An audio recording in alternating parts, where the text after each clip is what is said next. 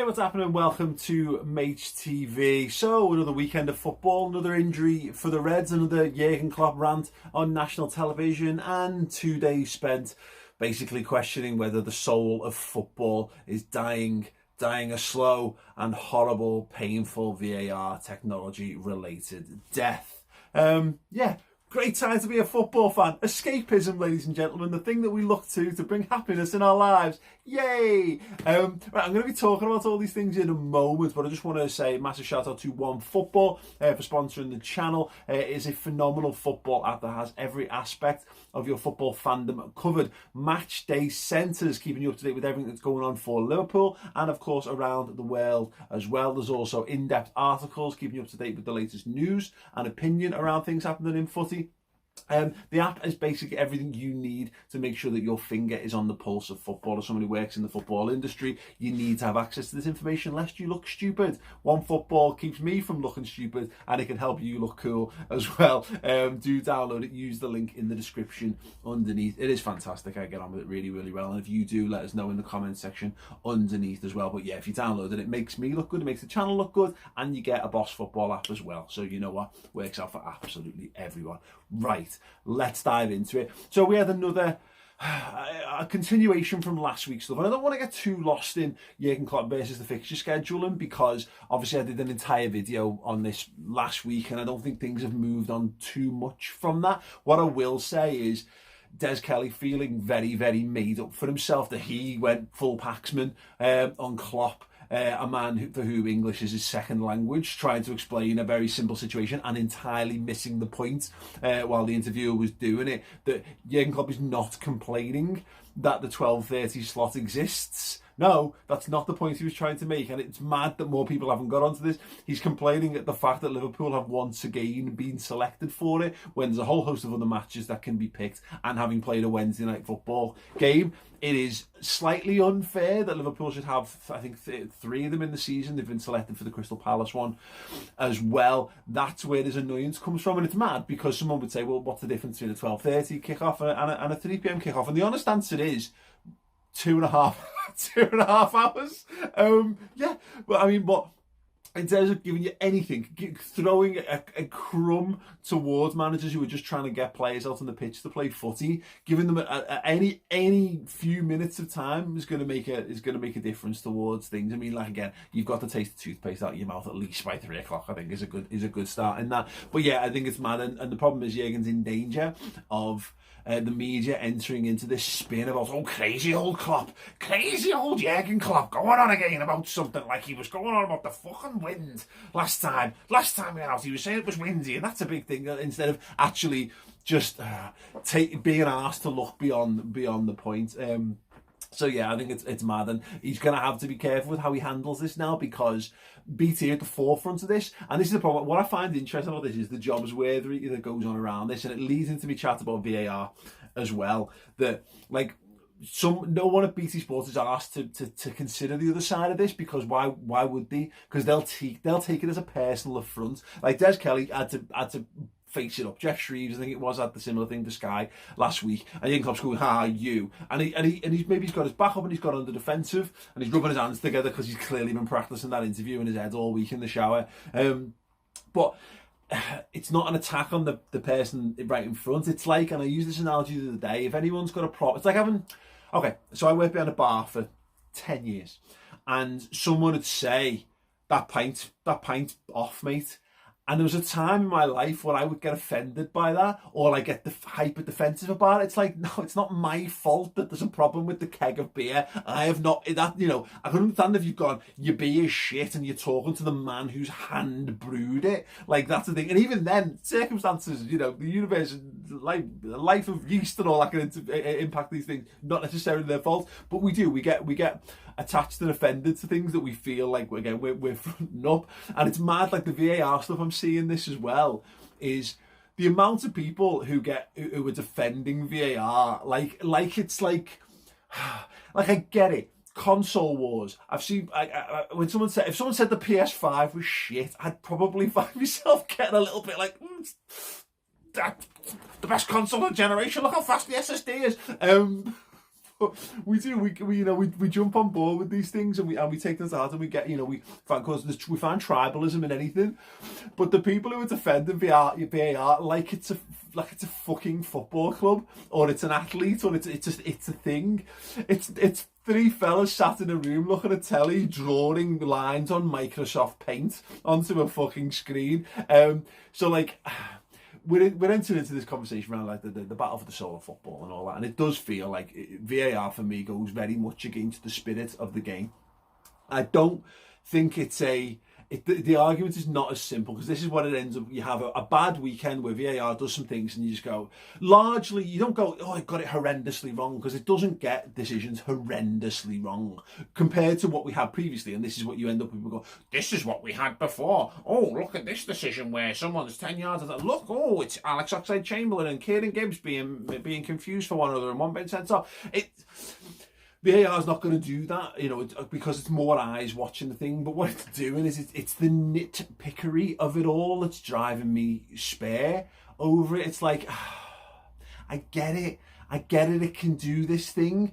Just because it can do this thing, it doesn't mean that it has to do this thing. It's so jobs worthy. It's like you've got someone in there trying to prove how important they are to the thing, and then what happens is people come out and go, because look, let's use an example: the Mo Salah disallowed goal against Brighton.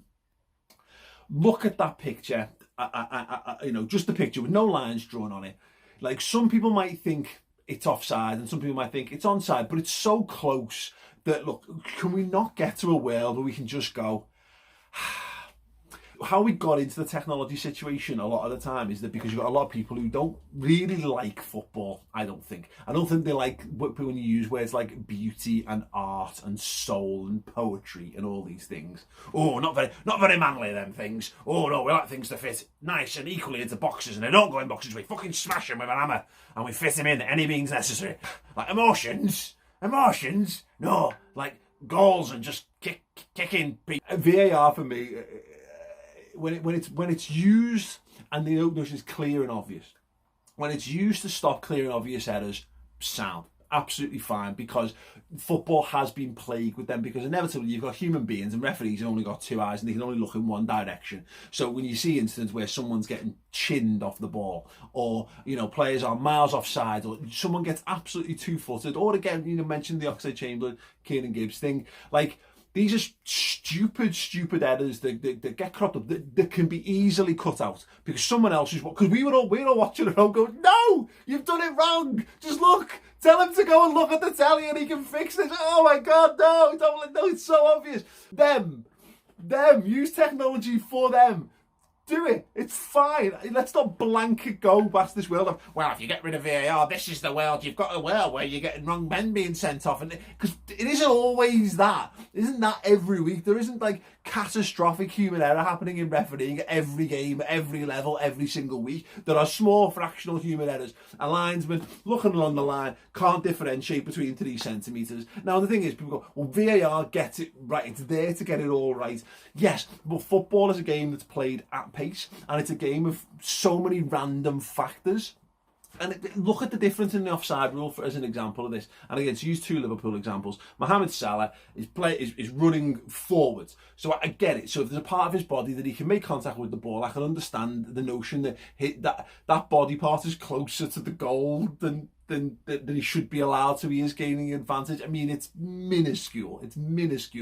The perfect example would be if someone's leaning across a line, and it's a bit actually like the Maych one that's disallowed, for example. So if a ball gets played across a line, it's 6 yards out, and the guy is leaning in, I'm really doing the leaning here, leaning in beyond the line, and so his head is offside, and he uses that to make contact. That's clearly an unfair advantage, because that body part, he's offside. He's offside. That he wouldn't be able to convert that chance if he was legally onside. So fine.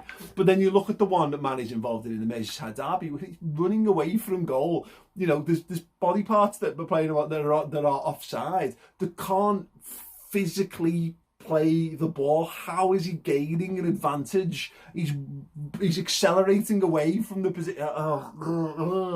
So yeah, when it boils down to the nitpickery of all, that's what starts to drive me insane over the VAR thing. And then when you mention these things, and again, when you start to get into conversations about emotion and passion and poetry and all that kind of stuff, it naturally gets people, because some people just genuinely people are just who find greater levels of comfort from being able to label things and having things be as understandable as possible. And in so many walks of life, that's absolutely fine.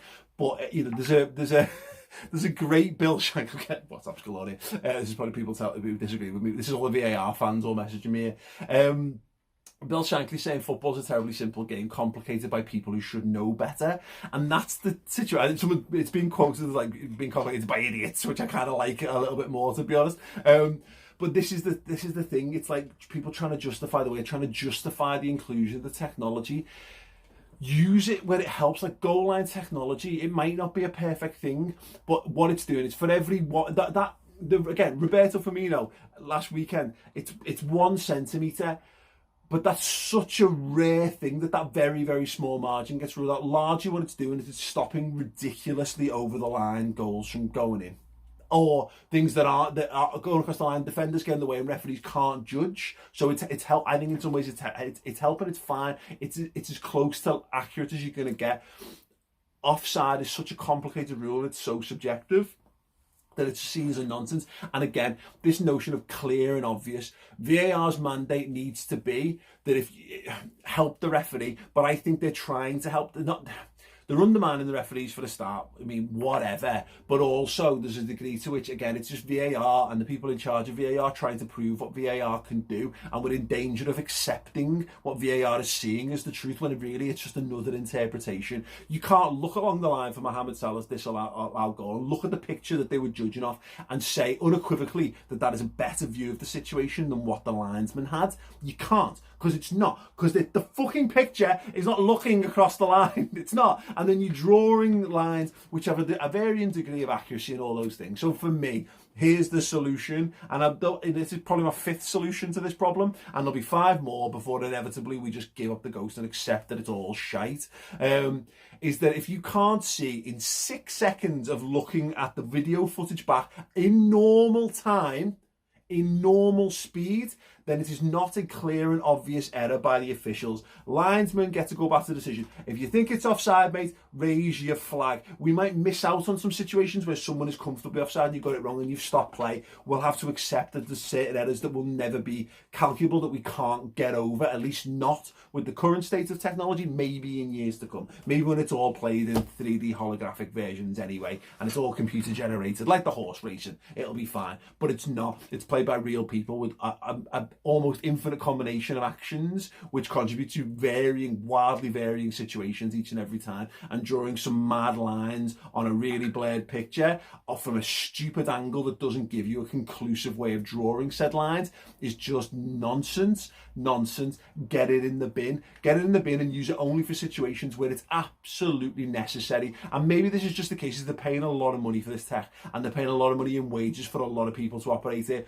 Have it, if you're going to have 3 people, have 3 people and have it be about, look at this picture, 3 people going to look at it for 6 seconds, do it X Factor blind vote style. 3 people look at the footage back once or in a shorter space of time. You've got X amount of time to look at it in normal speed and they all vote. What does it need looking at by the referee? Yes or no? And then you move on from there.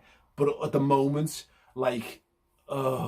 I mean, the only reason this has been allowed to get away with this is because the fans aren't in the stadium. There would have been absolutely fucking uproar if we had to sit around and wait for those kind of calls. And I think more people would be more impassioned by it, but we're in danger of accepting something that's a bit shit as just the way it is and the way it has to be. It doesn't have to be this way. Things can be changed, and that applies to how you choose football fixtures and how you choose the teams for early kickoffs. It applies to the introduction and the use of video assistant referee. It applies to everything in life. We're living in a mad world. Let's all try to be a bit more flexible. Let's also try to make football the best it can be. Let's not sell the emotion short because we've paid some money for some new technology, and let's not fuck footballers because because Liverpool are champions, therefore VT have to pick them. Get in the bin.